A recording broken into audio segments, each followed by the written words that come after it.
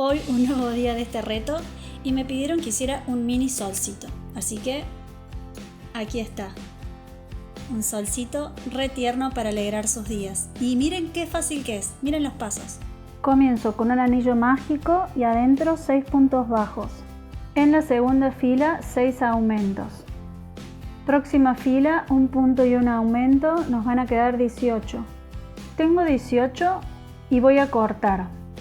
Acá corté y ahora voy a hacer uno igual pero no voy a cortar. Acá lo tengo listo y ahora lo que voy a hacer es unirlo con la otra parte. Entonces, este es el frente en el que estoy trabajando, este el reverso. Voy a juntar reverso con reverso y los voy a unir pasando un punto de este lado, un punto del otro.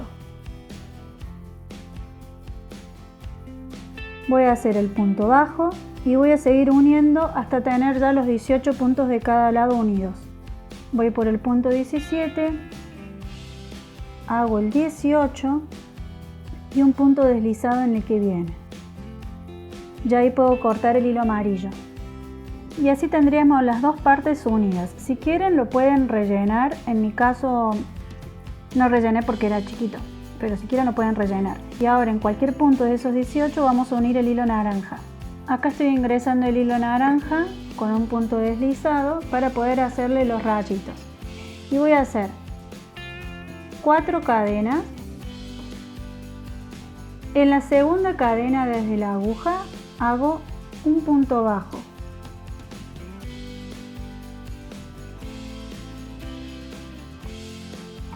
En el siguiente punto una media vareta y en el siguiente punto un punto bajo. Ahora voy a saltar un punto del sol y en el próximo punto hago un punto deslizado. Y tendríamos allí el primer rayito de sol. Vamos a hacer otro para que vean, es decir, cada punto, cada rayito nos toma 2 puntos del sol. Ahora igual, hacemos 4 cadenas. En la segunda desde la aguja hacemos un punto bajo. En el que sigue una media vareta.